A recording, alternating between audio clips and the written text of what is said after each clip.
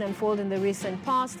The latest development being that firing of the CEO, Ezra Chiloba, by the commission. Remember, he had been on suspension for about slightly over 5 months, actually it has been.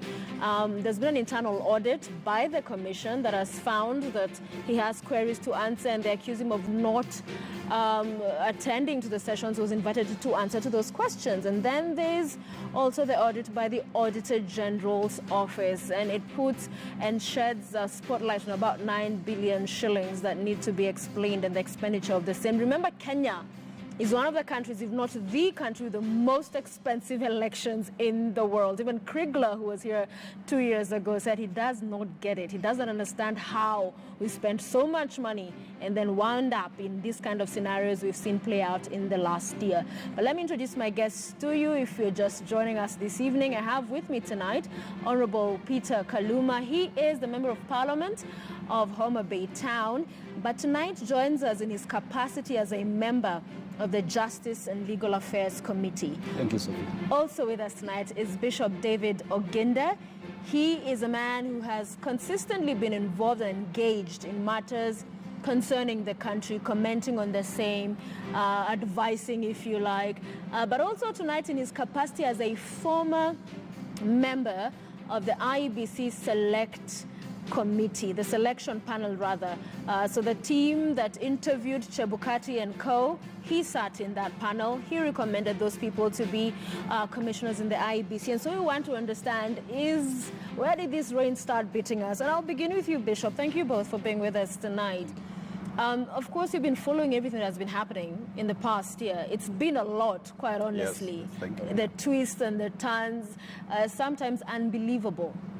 But for you, having been part of that selection panel, in hindsight, looking back, do you think you failed Kenyans in selecting and identifying these individuals as the persons to manage elections in Kenya? And of course, the question about boundaries as well. Thank you, Sophia. I think the issue of letting down Kenyans does not arise because the selection panel was given a specific mandate with very clear instructions anchored in the law. And ours was to follow that process through the law, and so that we end up with the kind of people that would give us the right kind of election process for this country. And so what we really need to look at is the whole system of election management. And in my view, there are at least 3 areas in which I think we seriously need to consider if we are going to go forward. It does not matter what kind of people you are going to elect, or rather select or appoint into the IEBC process, if we do not take care of some of those issues. The first one, I would say, is really a structural issue. And let me first clarify that as I speak this, I'm not speaking on behalf of the panel, because the panel had defunct, chair. no longer in place. Yeah. So I comment like an ordinary Kenyan who has observed, but also with the benefit of having been in the panel itself. Right. If you look at the structure that we have put in place for IEBC, right away it tells you that this thing cannot work. And I said this even before I was in the panel, while I was there, and even now I would say so. Because if you have an organization that has 2 centers of power, you certainly are going to run into problems. And when you say 2 centers of power, you mean? Where you have a CEO who is full-time staff, is supposed to take care of the management of the commission. And then you have a full-time chairman also on board. That is already 2 centers of power, because you are not sure who is really in charge of making sure that things happen the way they do. Theoretically, the commission is a governance body. Governance bodies by nature are not permanent, are not full-time, they're not employees. They're supposed to be bringing oversight, they're supposed to deal with issues policy, they're supposed to help guide the management to arrive at what needs to be done, but they're not supposed to be there on a day-to-day basis. The way the IEBC is structured is that you have management which is full-time, and you have a governance body that is also full-time, they are all working within the same environment, you are likely to end up with a problem. Look at any company. Yeah. You have a CEO of the company that is full-time running the company, and then you have a board that is also full-time. You will have problems. And we'll talk more about perhaps going forward what needs to happen. But let me stick to the point you made about it's not even about the people but the structure. That is one of the problems. But speaking to the people, yes, the 3 commissioners who resigned called out the chairperson, called out his leadership management style, said he was wanting, said he was not the kind of a person who should have been heading the organization. In fact, it was that loss of faith that they were exiting. So we cannot completely also distance from... That's why I want to begin with the persons, because you said in the panel that interviewed these individuals. In fact, there are reports that indicated that Chebukati, as chairperson, was not the first stop in the list, that there were other factors considered in forwarding him as a nominee to chairperson. So let's speak, just address me to the point of the people you forwarded. Do you still stand by that list, looking back at what has happened? I think, first of all, before we got into the panel, we had to be sworn in. Why were we sworn in? So that some of the issues and matters that we come across, we cannot really discuss them in public because they are relevant to the relevant authorities. But as far as we as a panel were concerned, we followed the procedures that we were given legally, and we ended up where we ended up. And that is my second point. Part of the challenge that we are going to face, even if you put in a new panel, if we go that direction, is legal. You have a legal process that is put in place for selecting and appointing commissioners. And it is very prescriptive. So that the panel, for example, the people who are running this process have very little leeway. You are given, you have to do this and this and this. So you may come across even very good people, but the law does not allow you to pick them. And you find, therefore, that the path that you are given is like a train. You cannot go off. You follow this rail and you end up there. So whether you really like it or not, you end up in a particular place. And I think the challenge we face there is our trust as a society. Because our levels of trust are so low, when we come to things like this, we almost want every detail prescribed. And what it does is that the people then you are giving responsibility have no discretion. Their hands are tied, in essence. Yes. Let me bring in Mheshimiwa Kaluma, because even in the lead-up to this commission we have was a push by largely the party you belong to, that we cannot go to another election with the Isaac Hassan then-led team. Yes. And so that wish was granted. There was that consensus. The joint parliamentary group led by Orengo and Kiraitu as co-chairs. Then came the selection panel, then this commission. You hearing what he's saying, that even he had reservations on the wiggle room they had in their responsibility. You're in parliament. These laws are made by you. You're in the oversight role. So are you the people that failed us in the first place? Yes, Sophie, when the panel was created, it was under a very weak legal framework. And it was weak because it was largely negotiated. You remember before the Orengo Kiraitu Select Committee, we had partisan positions. I can tell you that people like myself, sitting in the Justice and Legal Affairs Committee then, had recommendations in terms of how we were to institute the commission. We had to compromise. I think on our side of the political divide, we were more focused on technology. The other side was thinking of how to secure the commissioners. And so a compromise was reached. So that I would say that sitting in Justice and Legal Affairs Committee at that time, I've never sat in a vetting process of the any weaker commission than the IEBC commission as we had. And if you review, the vetting process, you'd see at a point in time, I revolted and left it midway. This is when I discovered that one of the nominees we were vetting did not have even a degree, but the nominee passed through the panel. And Sophie, I would be vindicated when you saw some commissioners resign with immediately effect. I don't know whether you remember that. And they said there is a problem.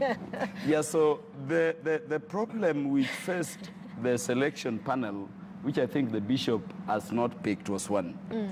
That unlike all other commissions, we allowed the president to be given a pool from whom to select.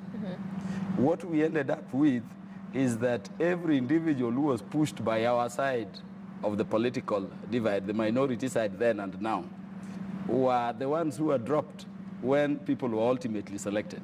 So we had technology, and we are happy it led to the nullification of the elections. But we need now to step back and think about what is good for the country. There is no big problem in IEBC. The people saying there are two centers of power are lying to Chiloba. Tell Chiloba, when he was the CEO, he was an employee, he was a staff of the commission. The center of power in the management of that commission, Bishop, I can tell you, are the commissioners. And that is the thinking of Article 250. The commission is defined under that law as the chair and members of the commission.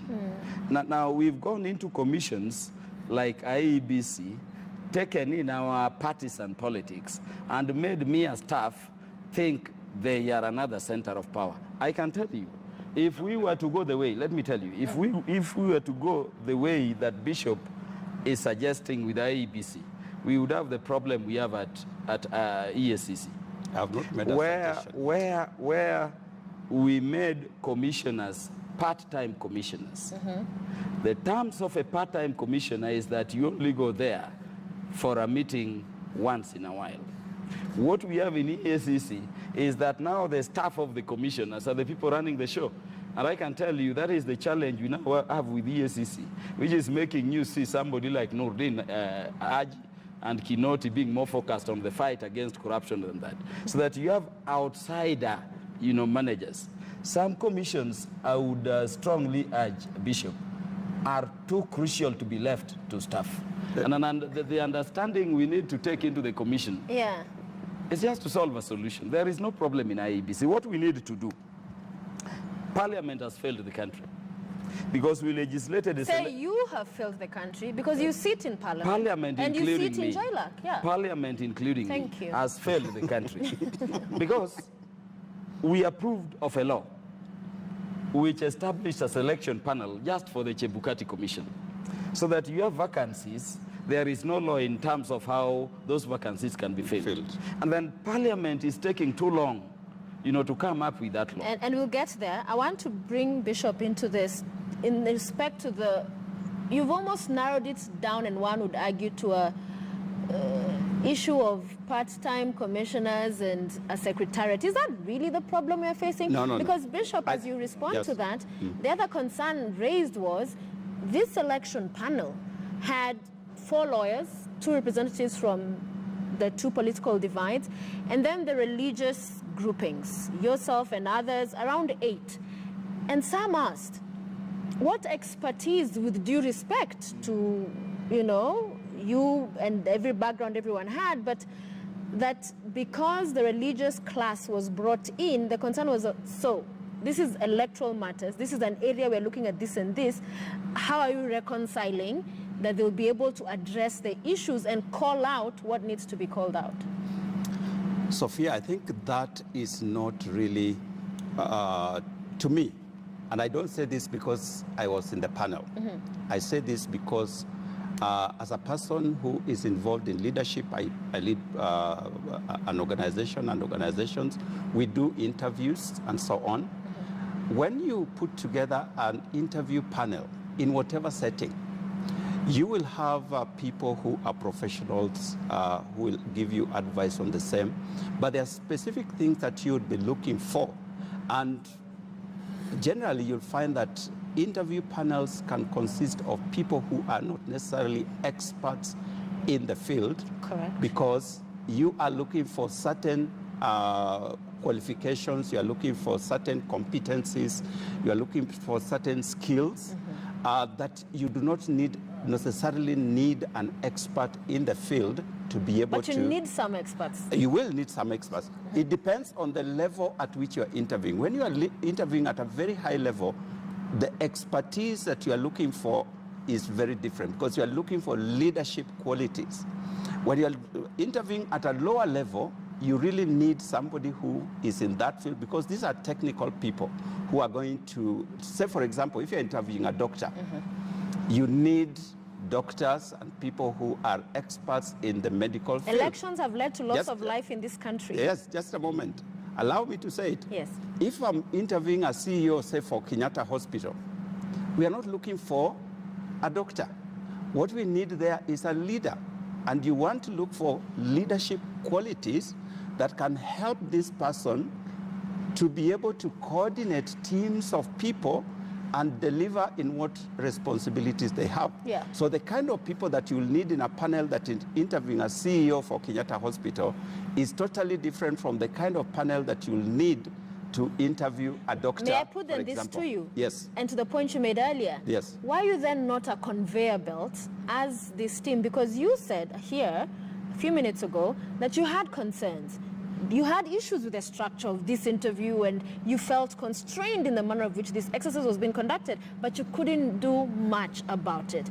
And that the laws and the guidelines around it limited you. So then wasn't you and your team just a conveyor belt to do whoever wanted you to do? Exactly. What I would say is, I wish then you could, because part of our responsibility was not only just to interview and select, but also to give a report in the whole exercise for future purposes, which we did report. If you had opportunity to look at the report, you would see the kind of things we said should be looked into because of our experience in that process. Right. And part of what I'm saying here is that if we are lacking trust with one another, it doesn't matter the panel that you're going to put in place. If you have a process where because of lack of trust, you almost want, like now we have 3 glasses of water on that table, but I want you to pick this one. Yeah. So I put instructions such that eventually you have to pick this particular glass. So we were played by the political class. I agree with Mheshimiwa here that the legal process that they put in place, and it's possible, because my third problem with the whole process is the way we have upped politics in our society, and this is not just for the politicians themselves. The whole country is so politicized that everything is looked through a political prism. So that when we are going to a process like selecting an IEBC panel, everybody is politicized. Who is on which side? And one of the challenges, therefore, we faced in the right from the beginning, and I saw it myself, that the commissioners themselves, I think, got sucked up in politics. And you could see it right from the beginning, that the kind of fights that we were seeing that led to one of them resigning very early in the stage was a political issue. Okay. If these people had stuck to their responsibilities and roles, I do not think that we would be where we are. I want us to go on a break because I want us to come back. What you touched on speaks to then a suggestion or proposal has been made about the IPPG, that then overtly, we all know the political interests have brought in Bishop and Kaluma, the others have brought in Sophia and Ken or whoever else, as opposed to pretending to want to be independent about the people we put in office. So we'll talk more about whether that's a way to consider going forward. Please stay with us right here on Checkpoint. We'll be right back.